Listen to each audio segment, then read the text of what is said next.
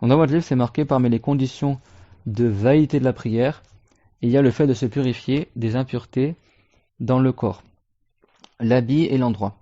Donc ça veut dire quoi les conditions de validité de la prière? Les conditions qu'il faut remplir pour que la prière soit valable. C'est clair? Donc il y a le fait de purifier son corps d'une impureté, et même si l'impureté est à l'intérieur de son nez ou de sa bouche. C'est-à-dire que si dans sa bouche ou dans son nez il y a du sang par exemple, ou du pu, etc., à la base sa prière n'est pas valable. C'est bon? Même si c'est... alors bien sûr on parle pas du sang qui coule dans ses veines, évident que là, je peux pas faire autrement. Mais là on parle quand il a une hémorragie dans sa bouche ou un truc comme ça, à la base sa prière elle est pas valable avec une najasa, même si elle est dans son nez, dans sa bouche. C'est clair? Dans l'école de Shafi'i on parle bien sûr. Et pareil sur son corps aussi. Mais après on verra qu'il y a des exceptions.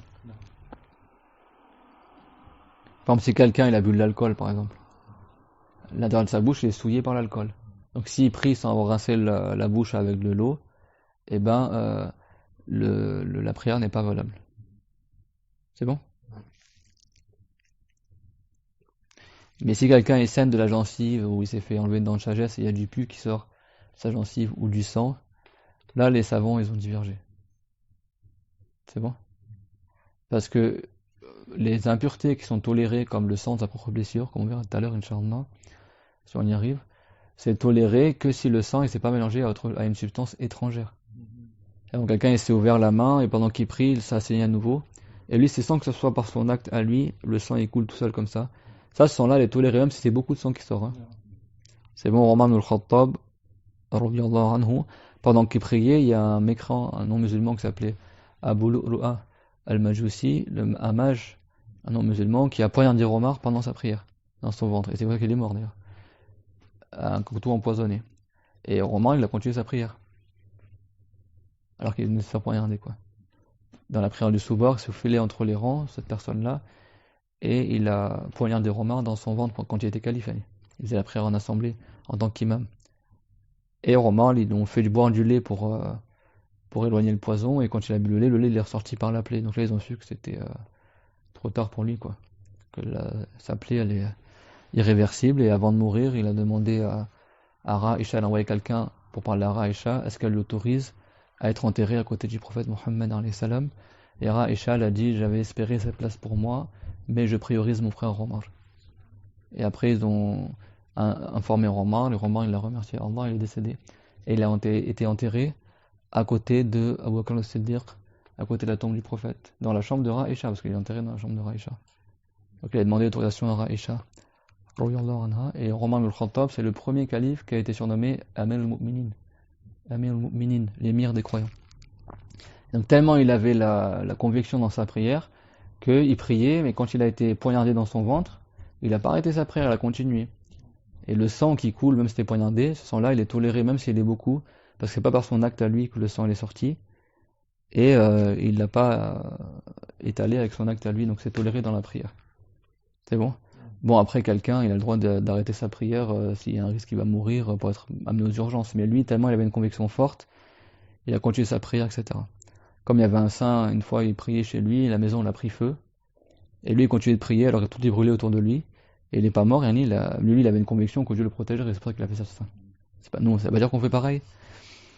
Et, euh, et le saint, il a continué sa prière, il a terminé sa prière. Et puis après, les gens ils sont étonnés, ils ont dit, mais t'as pas eu peur de l'incendie? Et le saint, il a dit, le feu de l'au-delà, il m'a détourné du feu du bas monde. C'est-à-dire que ma crainte du feu de l'enfer, elle m'a fait oublier la crainte du feu du bas monde. Donc ça c'est une foi forte qu'il a, c'est-à-dire que c'est une forte conviction que Dieu va le protéger, le tawakkul, se fier à Allah. C'est pas nous qui allons faire ça. Quand la maison va s'écrouler, tu vas pas rester dessous. Non, d'accord. Si quelqu'un il meurt dans un incendie, il meurt martyr. Si quelqu'un il meurt dans un éboulement, il meurt martyr. Mais c'est pas quelqu'un qui fait exprès de rester dans l'incendie, c'est haram de se nuire. Dieu l'a dit, voilà, taqtulu anfusakum, ne vous tuez pas vous-même. D'accord? Mais là on parle de quelqu'un qui meurt par inadvertance dans un incendie, ou qui meurt sans le vouloir dans un éboulement, ou électrocuté, ça rentre aussi dans ça. Bah, il meurt shahid, il meurt martyr. Tous ses péchés sont pardonnés. Celui qui est électrocuté, c'est comme celui qui est foudroyé aussi, ou celui qui meurt brûlé, c'est la même cause.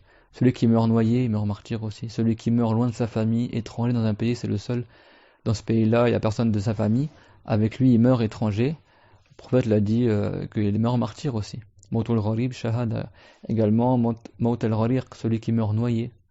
Parmi les musulmans, il meurt martyr. C'est-à-dire que tous ses péchés sont pardonnés.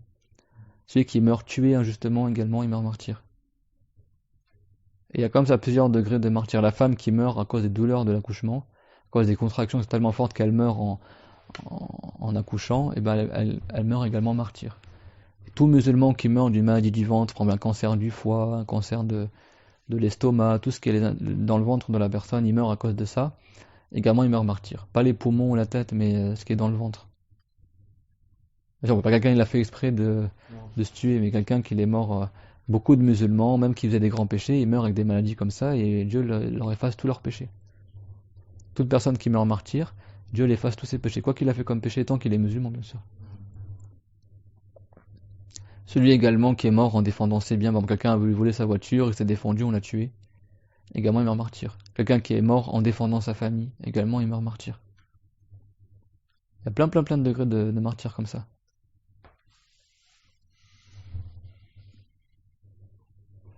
Que Dieu nous donne le degré de martyr.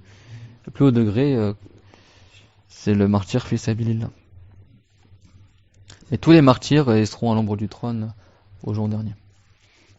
Quand on dit martyr, c'est pas forcément celui qui... Et bien sûr, c'est pas les djihadistes ou les faux djihadistes là, ou ceux qui font les attentats là en Europe, etc., qui mettent des bombes, ou les kamikazes qui s'explosent la figure. Le suicide, c'est haram en islam. Si quelqu'un il met une bombe sur sa ceinture et il se fait sauter la bombe, il meurt comme ça, il sacrifie soi-disant pour tuer des gens dans une gare. En plus, souvent, il y a des victimes musulmanes en plus. Et ben ça, c'est haram, ça. C'est haram, et il ira pas au paradis, il ira en enfer. Le prophète Mohammed, il a dit Man qatala nafsahu bi shay'in udhiba bihi. C'est-à-dire, si quelqu'un il s'est tué lui-même par une chose, il sera châtié par cette chose-là dans l'au-delà, en enfer. Celui qui s'est suicidé en montant du haut d'une montagne et en se jetant du haut de la falaise, ben en enfer, il escaladera une montagne de feu, qui le brûlera, le déchiquetera, il ira au haut de la montagne, il sautera, il sera écrasé, mais il ne mourra pas parce qu'en enfer, il n'y a pas de mort. La yamutu fiha wa la yahya, comme Dieu l'a dit, la personne ne meurt pas en enfer, ni elle vit d'une vie qui est joyeuse et apaisante. C'est-à-dire que c'est comme s'il était mort sans être mort. Il n'y a pas de soulagement, tout le temps la douleur, la tristesse. Bah lui, à chaque fois, il remonte au haut de la montagne, il saute. Après, il remonte au haut de la montagne, il saute. Son châtiment. C'est suicider. Le simple fait de se suicider, c'est pas de la mécrance. Et ce qui est dans les textes du Coran, que celui qui se suicide, il sera éternellement en enfer, ça c'est interprété dans le sens que c'est un non-musulman qui s'est suicidé, ou alors un musulman qui s'est suicidé, et il a quitté l'islam en se suicidant, en considérant que le suicide c'était licite. Si un musulman, il croit qu'il a le droit de se tuer, alors qu'il sait très bien qu'en islam il n'a pas le droit, et se suicide dans ce sens-là, il est plus musulman, ou alors un musulman qui se suicide pour se rebeller contre Dieu. C'est-à-dire qu'il fait objection à Allah, dans le sens qu'il se rebelle contre Dieu, billah, et il se suicide juste pour ça. Par objection envers Allah, bah lui, celui qui s'oppose à Allah, il n'est pas musulman. Dieu ne craint rien du tout, bien sûr. Voilà, yakhafu uqabaha. Dieu ne craint pas les conséquences du châtiment qui va faire descendre. Là, entre nous, s'il fait du mal à quelqu'un, il a peur que des représailles, n'est-ce pas? Et Dieu, lui, c'est par sa justice qu'il châtie. Et Dieu ne craint rien du tout. Dieu ne craint pas la suite des choses qu'il crée.